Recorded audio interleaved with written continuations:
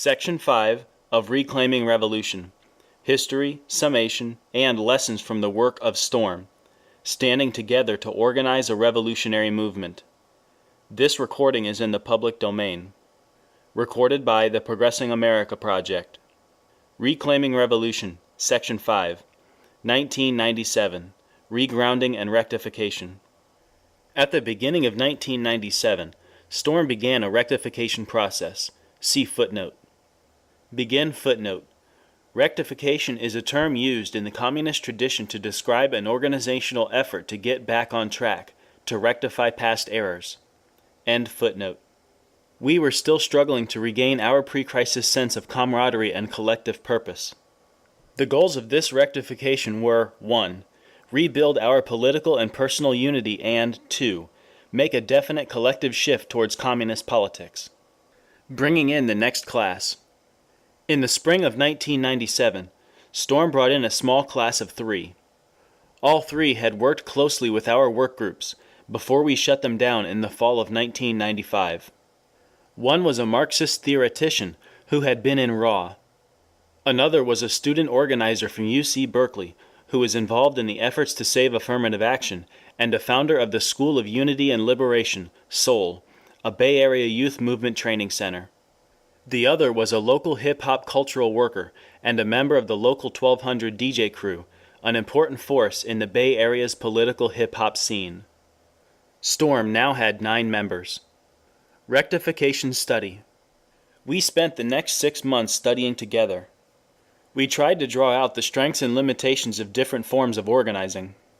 We contrasted Alinsky organizing models, SNCC's grassroots model, and Marxist-Leninist methods of mass work.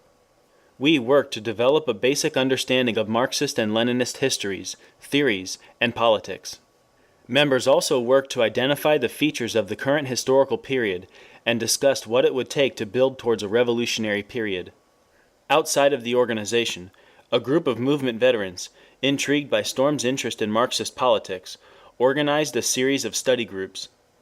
Storm members, along with other young leftists, thus got a chance to study Marx's critique of capitalism and revolutionary strategy together with trained communists.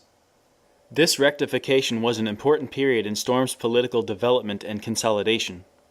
All of Storm's members developed a basic understanding of, and commitment to, revolutionary Marxist politics, with a particular emphasis on the historical experiences of Third World communist movements. Our understanding of these politics and histories, though still relatively crude, was extremely significant in the development of our work. For the first time, Storm had a shared ideological framework, giving us a common basis for developing our political analysis, our structure, and our program. During this time, we developed our analysis of, and approach to, the current historical period. We came to believe that the central role of revolutionaries today is to help build resistance struggles in oppressed communities around immediate reform issues, and to use this resistance work to lay the groundwork for the development of a more clearly revolutionary struggle. We call this approach moving from resistance to revolution. See Storm's Politics for a more thorough discussion of these points. Applying the lessons of rectification. We now believe that revolutionary Marxist politics would be central to the development of a successful liberation movement in this country. We also thought that we needed to build an organization that maintained its commitment to these politics. But our new political commitment to Marxist-Leninist politics raised many questions about our structure and potential for relevance and growth. Most young activists around us, particularly women and people of color, were hostile to revolutionary Marxism. Would new members undermine our new political unity and commitment to red politics? Would there be political differences too large to resolve without divisive struggle and destructive arguments? Looking around us, we didn't think it was possible to build an explicitly Marxist organization.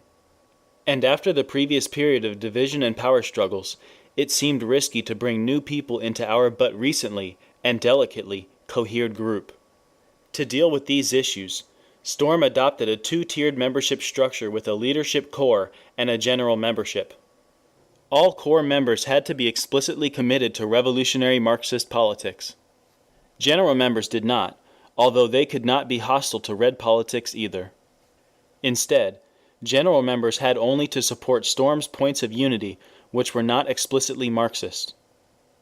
End of section 5.